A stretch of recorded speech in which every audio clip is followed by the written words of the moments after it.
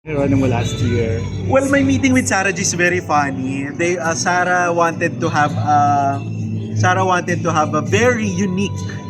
Sabi niya, basta bigyan niyo ako ng kakaiba. So, ewan ko ba sa mga boss ko nung narinig nila yung kakaiba ako pinamiting kay Sarah. Pagkaupo ko, hinawakan ko yung kamay ni SG. Sabi ko, SG, gusto mo bang gawin to?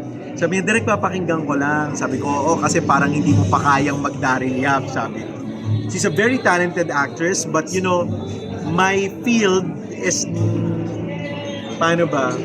I think she's not ready when it comes to the legalities that involves her contracts. You know, she has Jollibee, she has shampoo commercials and all.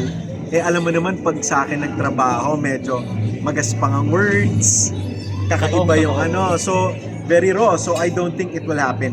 Nung narinig niya yung tatlong pinitch ko, siguro mga 3 minutes siyang nakanganga.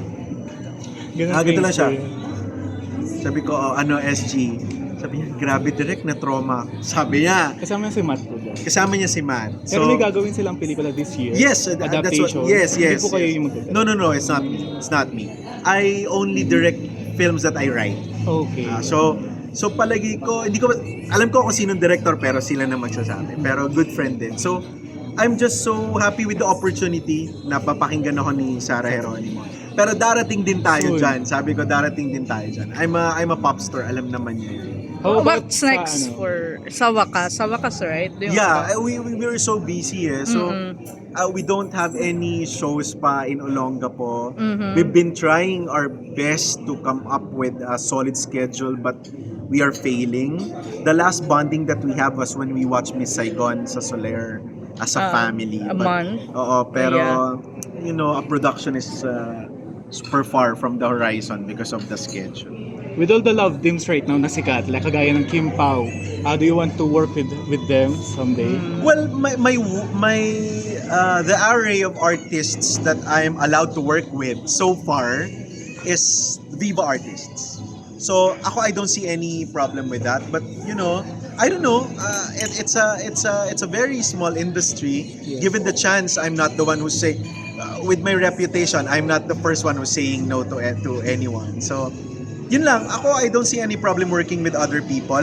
If they can carry the script, if they can, you know, remold themselves to my characters na very rough, I don't see any problem working with anyone. How did the content creator landscape change from your perspective from the time when you started the It's Vincent very Jimenez? different now.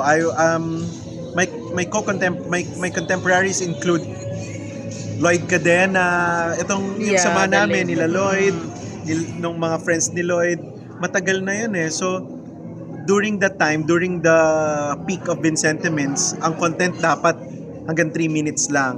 And mind you, ngayon 30 seconds lang, no? So paigsi ang attention span ng tao. It's a good thing I entered showbiz nung time na yon, ng 2018, 2019 na hindi pa kami masyadong masikip. Ngayon sobrang dami ng content creators, may TikTok na tayo, which I don't own a TikTok account. So it's very diverse.